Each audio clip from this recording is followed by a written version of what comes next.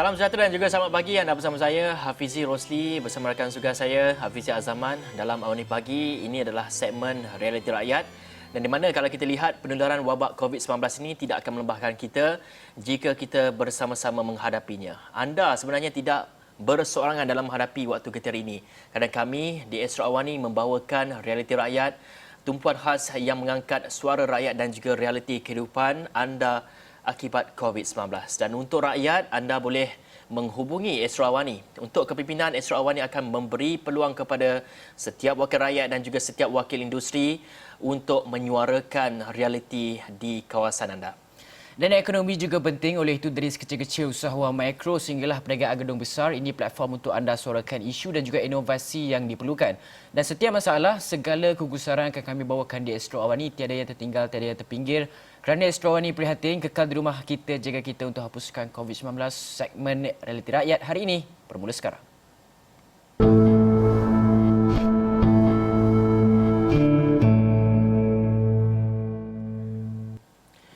Baik, sejak pelaksanaan Perintah Kawalan Pergerakan PKP ini, banyak industri yang terjejas kerana arahan tinggal di rumah kecuali essential services yang dibenarkan beroperasi. Dan sektor pelancongan yang sebelum ini giat menjalankan promosi ketika mana tahun ini pelbagai aktiviti pelancongan kebudayaan disusun melalui program Tahun Melawat Malaysia 2020 juga terpaksa dibatalkan. Kesannya semestinya penggiat dan juga pemain industri pelancongan sendiri. Dan sebelum ini di Realiti Rakyat, banyak pihak kita tampilkan dalam segmen Realiti Rakyat ini dan ada antara mereka juga telah memberi respon dari pihak berkepentingan. Dan kali ini dalam segmen Realiti Rakyat, kita nak bawakan apakah cabaran yang dihadapi industri perusahaan bas pelancongan yang ada dikabarkan bakal gulung tikar kerana aktiviti pelancongan masih belum berjalan seperti biasa, Bizi.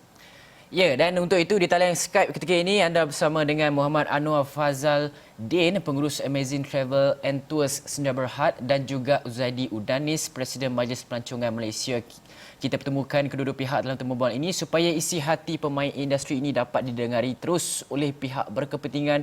Dan kalau boleh saya nak tujukan dahulu soalan kepada Encik Anwar. Encik Anwar, boleh ceritakan isu utama yang dihadapi oleh industri pelancongan ketika ini, terutamanya kita ingin melihat kepada sudut perusahaan bas pelancongan ini. Assalamualaikum, selamat sejahtera. Saya Haji Anwar. Masalah ni bermula daripada penyakit COVID-19 ni. Yang cuma tidak kepada negara kita, tetapi kepada seluruh dunia lah. So, efek yang paling pertama yang kena ni kepada industri pelancongan, di mana pelancong dah berhenti masuk dan kita pun dah berhenti keluar. So, efek itu berlaku kepada travel agent atau pengendali pelancongan, terutamanya yang membawa income kepada negara, iaitu inbound travel agent, Malaysian inbound travel agent lah. So, bas persiaran ini adalah bas persiaran, van persiaran, limuzin, semua ini adalah kenderaan pengangkutan yang mengangkut pelancong dari airport sehingga habis tour mereka di Malaysia. So, kebanyakan kenderaan-kenderaan yang digunakan adalah kenderaan yang baru.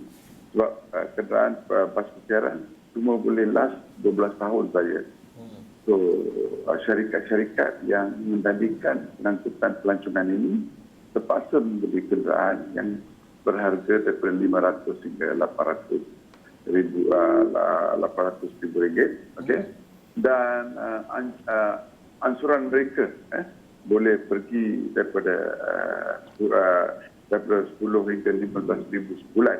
Dan ianya tenornya adalah hingga 5 tahun. So, apabila berhentinya tayar bergolek, so berhentilah income kepada mereka. So, bila sekurang-kurangnya bas ni kena bergolek 15 hingga 25 hari sebulan. Baru boleh bayar ansuran, bayar insurans, bayar minyak, bayar gaji driver, dan segala perbelanjaan mengendali kenderaan tersebut. So, bila berhenti, secara langsung pemilik kenderaan ini tidak dapat membayar balik hutang kepada pihak bank. So, apabila berlakunya wabak COVID ini, pihak bank negara telah memberi peluang kepada semua pemilik kenderaan mendapat moratorium sebanyak 6 bulan. Ya. Tetapi bagi bas-bas siaran ini, kebanyakan mereka mengambil pinjaman bukan daripada bank, tapi mereka ambil daripada syarikat kredit dan leasing. Ya. Kredit dan leasing. Sebab mudah sedikit untuk mendapat pinjaman dikomparekan dengan bank-bank di bawah Bank Negara Malaysia. So, apabila pinjaman ni diambil, mereka kena bayar balik. So, syarikat-syarikat kredit dan leasing ni bukan under Bank Negara. Dia di bawah KPDNKK. Ya. Baik, Encik Anwar, mungkin untuk moratorium tu kita akan sentuh sekejap lagi, tapi kita ingin mengetahui lebih lanjut mengenai permasalahan yang dihadapi ketika ini, iaitu dapat dikongsikan sebelum PKP bagaimana agaknya perusahaan bas persiaran, bas pelancongan ini, dan selepas PKP mungkin dari segi sudut kewangannya, sudut pendapatan dan juga volume penumpang-penumpang yang berjaya diraih sebelum dan juga selepas PKP ini semua. Sebelum sebelum PKP ini, kita negara Malaysia adalah meraih pemasukan pelancongan kedua, membawa income kedua terbesar untuk negara kita. So kita mendapat ketimbaan pelancong yang saya katakan bagus, terutama daripada negara China, India, Iran, Timur Tengah, dan telah meraih mendapat peluang untuk bas secara ini untuk berjalan. Sebab itu ramai pengendali pelancong ini dan pengendali pengangkutan ini dapat membeli kenderaan untuk disesuaikan dengan permintaan. Tetapi apabila sampai saja COVID-19 ini, penyakit ini, PKP, income mereka telah jadi zero. Encik Udaini. Encik Zadi.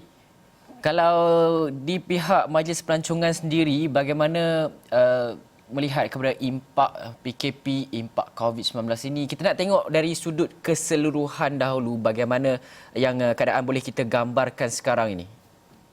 Terima kasih Hafizi. Bismillahirrahmanirrahim. Pertama sekali saya mengucapkan terima kasih kerana menjemput saya pagi ini dan mengambil kesempatan untuk mengucapkan selamat hari raya pada Hafizi dan juga kru Awani dan juga seluruh penonton Awani. Sebenarnya Hafizi, industri pengangkutan bas persiaran ini amat penting. Kita di industri pelancongan telah membawa lebih kurang menyumbang pendapatan kepada negara 86.1 bilion, bukan juta, bilion ringgit dalam bentuk turis visip, yang di mana mencapai jumlah pelancong antarabangsa sebanyak 26.1 juta pelancong tahun lepas. Jadi ini adalah antara industri pelancongan, industri yang amat aktif, yang independen, yang tidak memerlukan bantuan dari mana-mana pihak. Kita independen dan kebanyakan syarikat-syarikat bas pelancongan terjejas teruklah. Sebab kita industri pelancongan ni, kita orang kata first to sing. First to sing and last to float. Jadi yang kita antara kita yang industri yang pertama kali kita menjunam, jatuh, dan juga kemungkinan kita akan kembali pulih, yang industri yang paling akhir kali kembali pulih. Jadi industri pengangkutan bas siaran amat penting Hafizi, untuk industri pelancongan. Yang kurang terdapat 9,000 hingga 10,000 bas pelancongan di seluruh negara, sebagaimana yang Haji Anwar beritahu, yang memberi perkhidmatan yang cemerlang pada pelancong-pelancong kita. Jadi 90, masalahnya beginilah, kita lihat keseluruhan big picture, 98%, 98% daripada bas pelancong ni yang kebanyakannya dapat pembiayaan ataupun hire purchase facilities daripada syarikat-syarikat kredit. Ini adalah satu, kita kena lihat keseluruhannya, di mana syarikat-syarikat kredit ini bukan di bawah penilaian Kementerian Kewangan ataupun Bank Negara, di bawah Akta Pemberi Pinjam Wang 1951, di bawah selia KPKT atau Kementerian Perumahan Tempatan. Jadi saya tak tahu macam mana kita nak nak membantu mereka ni, di mana syarikat-syarikat kredit ni apabila Yang Amat Berhormat Perdana Menteri mengumumkan kemudahan automatic moratorium ni, maka syarikat-syarikat kredit ni tidak obligated untuk memberi moratorium ni. Kita telah merayu pada syarikat-syarikatnya supaya memberi kelonggaran sikit pada syarikat menangguhkan pembiayaan ni lah selama 6 hingga 9 bulan. Tapi malangnya kebanyakan permohonan ini gagal. Ada yang bertuah dapat 3 bulan je. 3 bulan penangguhan. Tapi banyak yang tidak dapat. Ini adalah satu isu-isu yang sangat besar. Kita nampak macam tak ada pun, tapi amat besar. Because bus operator ni boleh kita anggap sebagai hero industri. Mereka ni berbelanja duit mereka sendiri, sanggup menggadai semua, membeli bas tukang 800,000 hingga 1 juta satu unit bas tu. Untuk apa? Untuk memberi kemudahan, untuk memberi perkhidmatan yang cemerlang pada pelancong. Jadi mereka selama ini mereka dapat membayar balik pembiayaan. Sehingga bila COVID ni berlaku di bulan Januari, kita semua terkesan daripada bulan Januari sampai sekarang ni zero income for us. Jadi kita tak tahu macam mana cara kita nak boleh membantu penggiat-penggiat industri yang mempunyai bas seperti Haji Anwar. Bagaimana kita boleh memberi kemudahan bridging untuk syarikat-syarikat bas ni, Hafizi. Cik Uzaidi, tadi Encik Anwar ada mengatakan sejak daripada PKP ini bas nampaknya tidak dapat beroperasi seperti biasa dan ada katanya melihat kepada perlu menanggung hutang dan sebagainya.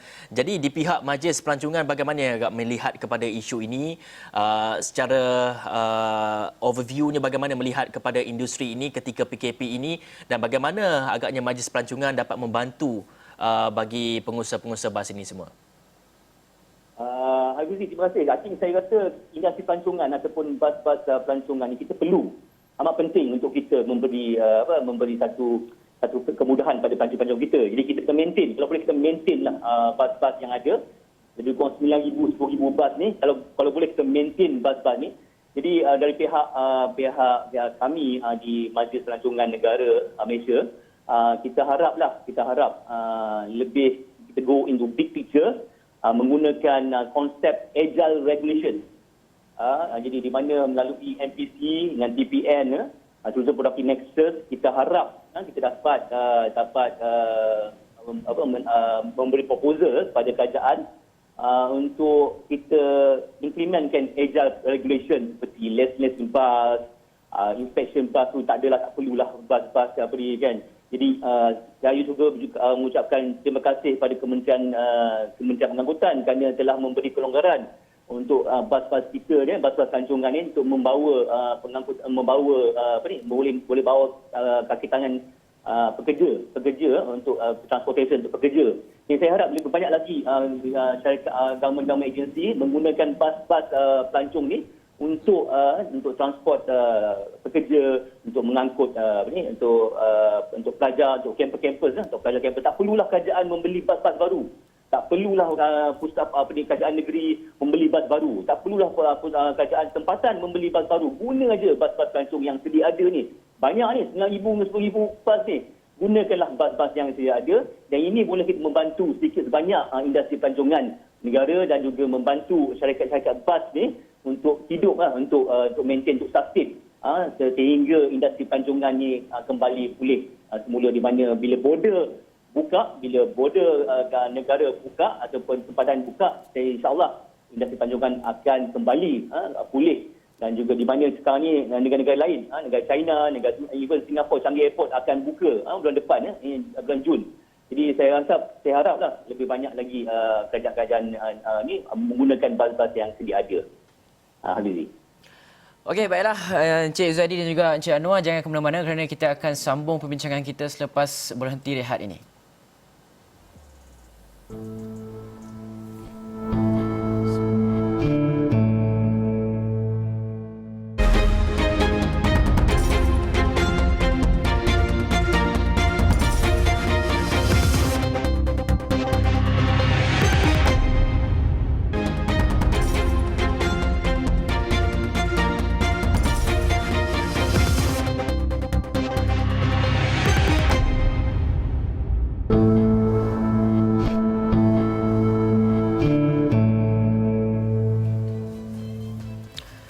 anda masih menonton Awani Pagi segmen Realiti Rakyat membincangkan mengenai industri pelancongan khusus kepada bas-bas yang membawa pelancong dan sebagainya. Saya nak terus kepada Encik Anwar. Encik Anwar, kalau kita lihat bas-bas pelancongan ini, anggaran Encik Anwar sendiri mempunyai syarikat bas pelancongan, anggaran adakah berapa lama sebenarnya syarikat industri pelancongan bas ini boleh bertahan walaupun kita tidak tahu sama ada PKPB ini akan disambung ataupun tidak, agak-agak berapa lama boleh bertahan lagi sebelum sampai satu tahap yang dikatakan gulung tikar itu, Cik Anwar?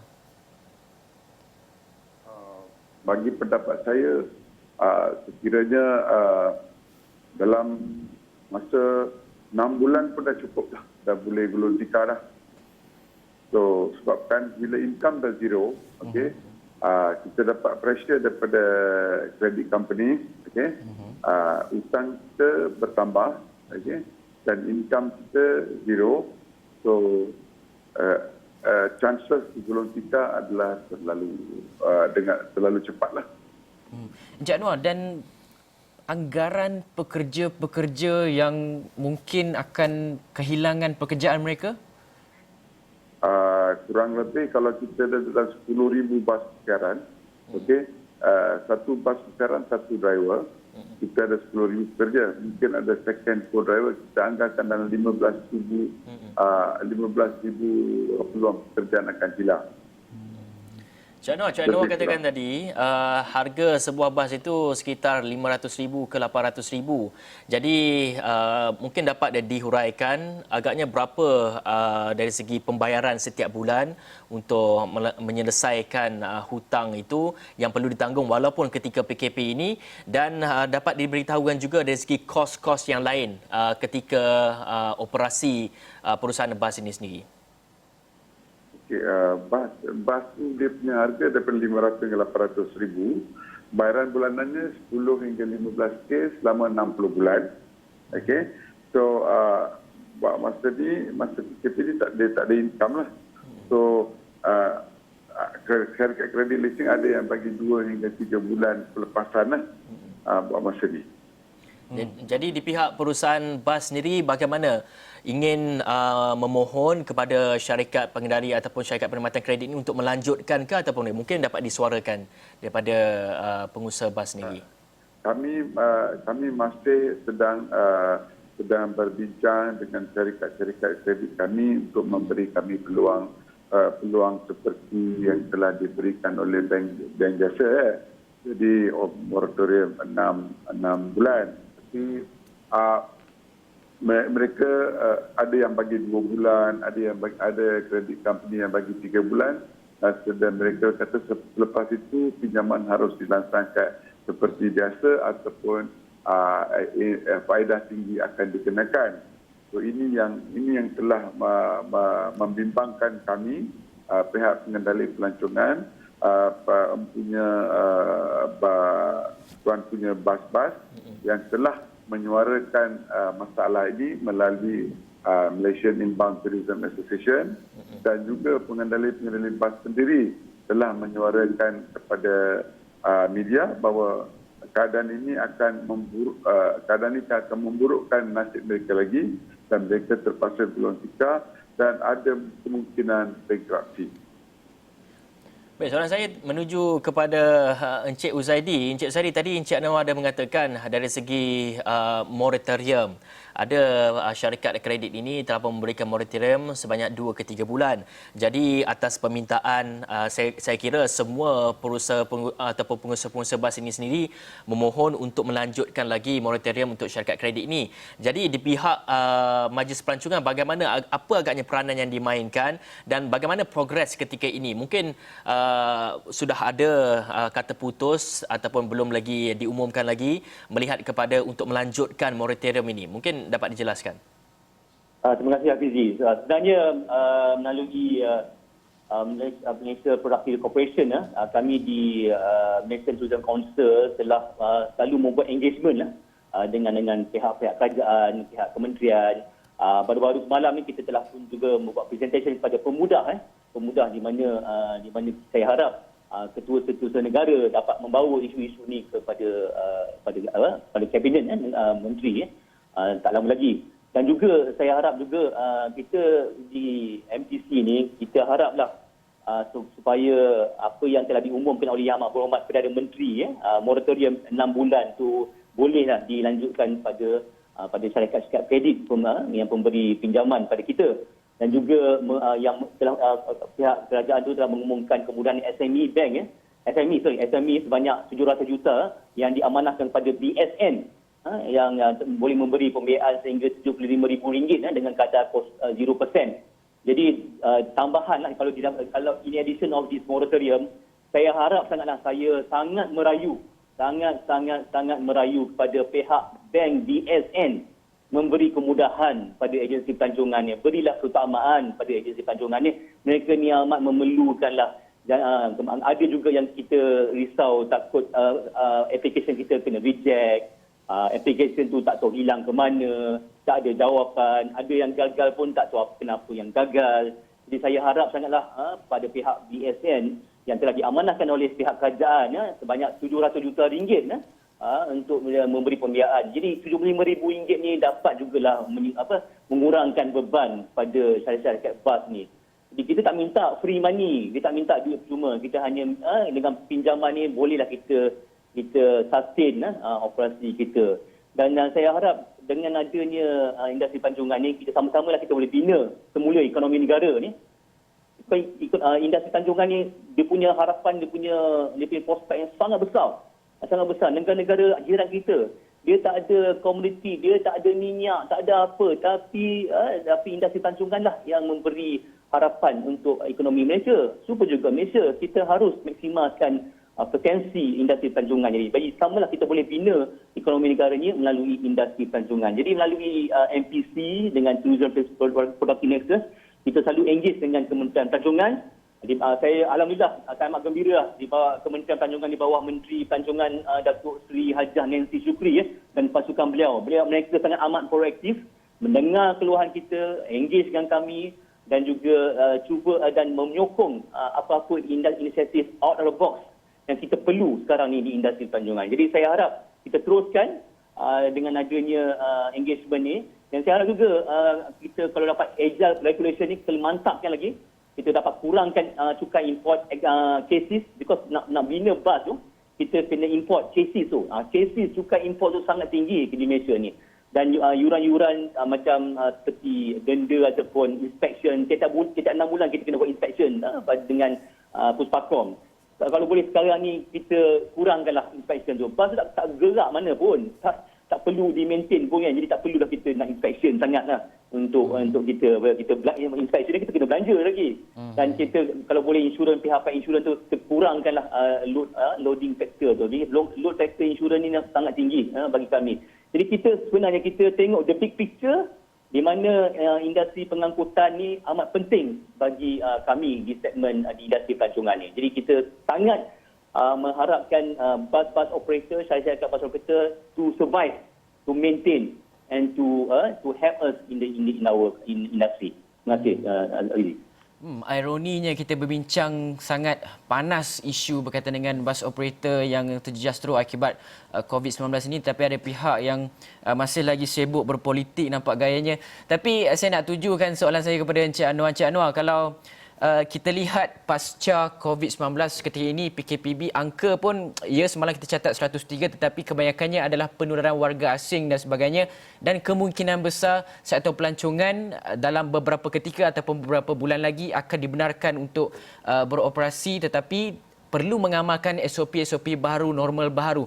Adakah bus operator ini dapat adaptasi normal baru itu? Sebab kalau kita tengok, kalau adaptasi normal baru perlu penjarakan sosial, sanitasi dan sebagainya. Itu perkara-perkara yang memerlukan kos juga untuk melaksanakannya. Adakah syarikat-syarikat bas pelancongan boleh menghadapi amalkan normal baru dalam usaha kita untuk mengekang penularan COVID-19 ini, dan dalam masa yang sama juga proses pelancongan itu dapat dijalankan dengan baik? Dengan ada perkembangan keturunan kes-kes COVID ni kan, especially kepada lokal, dan nampak ada turun ni, so kita bersedia untuk menjalankan SOP seperti yang dikendaki oleh pihak KKM, okey, penggunaan sanitizer, penutup muka, spray bas untuk menjaga kebersihan, okey. So kita memang bersedia.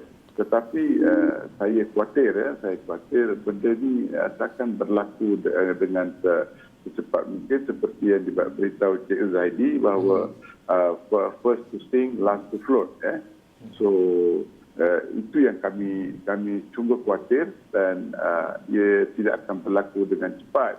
So, sebab itu kami telah memohon dan kami telah merayu kepada syarikat-syarikat listing ini memberi kita moratorium 6 hingga 9 bulan. Selepas itu dicaskan interest minimal, okey, supaya kami boleh dapat berdikari kembali. Bila kami dapat berdikari kembali, bila kami sudah okey, kami akan beli lagi bas daripada mereka. Okey, it's back to back, hand to hand. Okey, kalau dia tak tolong kita sekarang, macam mana kita nak tolong dia orang? Selepas itu, untuk industri pelancongan yang the whole. Kalau keadaan ini dibiarkan seperti ini oleh semua pihak-pihak bertanggungjawab, banyak bas company akan sink, banyak orang bankruptcy, banyak bas akan dijual. Okey, bila industri ini naik kembali, kita akan ada stuck lah. Kita tak cukup kenderaan, kita tak cukup servis, tak cukup bas yang baru, tak cukup bas yang cantik. So itu yang kita cakap, itu back to back. Okey, kita tolong kenderaan bank leasing ni, tolong pengendali kenderaan, kita tolong dia orang balik besok ambil loan daripada dia orang. Sama juga dengan kerajaan, kalau boleh kita diberikan kemudahan tidak aman, okey, dan berikan kemudahan grant, berikan one off, okey, kemudian menghapuskan yuran-yuran apa JPJ, Motek, menundakan tarikh insurans yang setahun lagi ke depan lagi. Jadi tak payah beli insurans. Ini akan membantu kami terus menghidupkan industri ini. Baik, Cik Anwar dan Encik Zaidi, sebelum kita nak berpisah ni, ada mungkin dalam 30 saat ke 1 minit saja, mungkin ada harapan bagi industri pelancongan ini, dan kita tengok sekarang ni pun pembukaan ekonomi telah pun nampaknya sedikit demi sedikit. Jadi untuk industri pelancongan, bagaimana harapannya? Mungkin dalam 30 saat saja. Okey, terima kasih Hafizi. Sebenarnya kalau berbanding dengan industri-industri lain, industri oil and gas, industri komoditi, oil palm ke ataupun perkilangan, saya rasa industri pelancongan ini adalah peluang yang besar bagi negara untuk mendapat pulangan yang lumayan untuk kita membina semula ekonomi negara. Tapi kita kena bantulah penggiat-penggiat industri ini, terutama sekali bas-bas, syarikat-syarikat bas ni. Kita bantu mereka seperti mana yang Haji Anwar beritahu. Kita bantu mereka akan bantu balik negara dengan memberi pulangan yang lebih besar, lebih luas lagi, insya-Allah. Itu sajalah mesej saya. Okey, baiklah, terima kasih banyak Encik Zaidi dan juga Encik Anwar atas perkongsian mengenai industri pelancongan negara yang sangat-sangat terjejas teruk dan merupakan industri yang paling akhir dikatakan untuk recover semula selepas COVID-19 ini. Dan saya rasa itu saja segmen Realiti Rakyat di awal ni pagi sekarang. Anda boleh saksikan banyak lagi di astro.com. Saya Hafiz Zaman. Dan saya Hafiz Rosli. Assalamualaikum warahmatullahi wabarakatuh.